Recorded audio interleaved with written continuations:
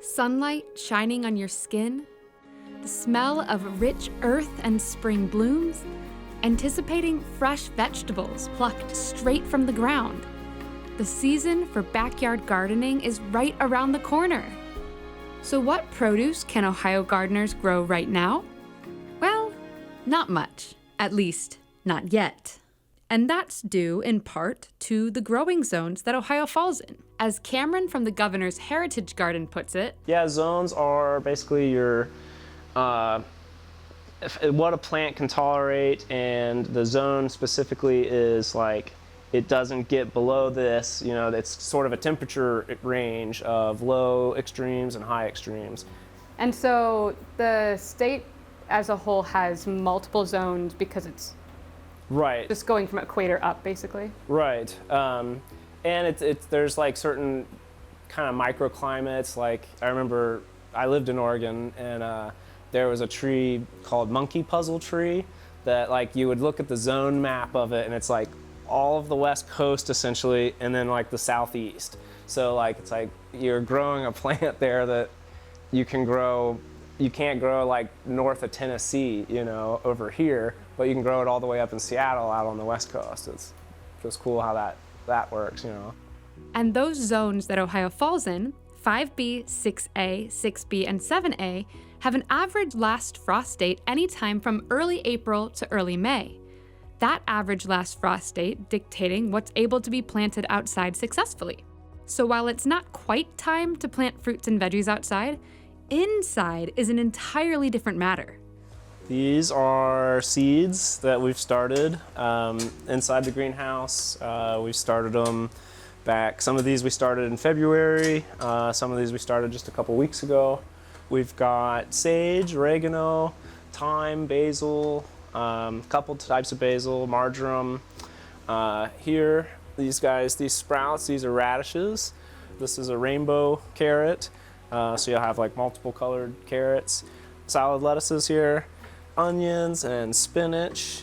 Does this all have to be started by this time to really be successful for the year, or are these things that if someone was doing it from home that they could start now and still get a good product?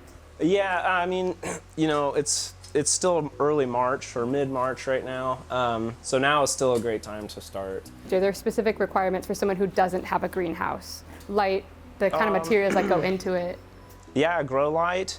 You know, plants will try to stretch towards lights, so when you are doing the grow light, I know you want to keep it closer to the plant, otherwise they can get leggy.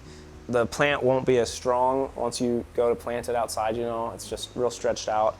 Keeping the humidity up, because that's kind of the one thing that tends to be a problem, is that they'll dry out or they're like too wet because you're like drowning them by watering them all the time. So if you can keep the humidity up, that really helps them. And for anyone who has started seeds inside already or is planning on it, you might be wondering, Of what's growing right now, when can this be expecting to go out into the garden? If, with the way we have our setup, probably wait until May on a lot of it. The radishes probably can go out earlier, but I would think, you know, it just depends on the temperatures, but late April, early May is usually your window. Any other thoughts on starting seeds, either what you guys are doing or what you would recommend for somebody who is trying it for the first time?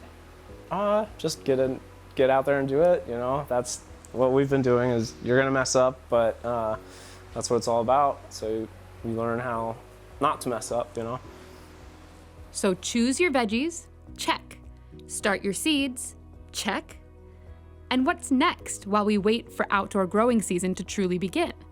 According to the gardeners at the governor's residence, the next step is prepping the ground for planting. We're going to be going through the beds, tilling everything in one pass. Then we're going to be adding compost and organic matter, dehydrated chicken dew, mycorrhizal fertilizers, and bone meal to these beds. Till all that in to enhance our fertility levels.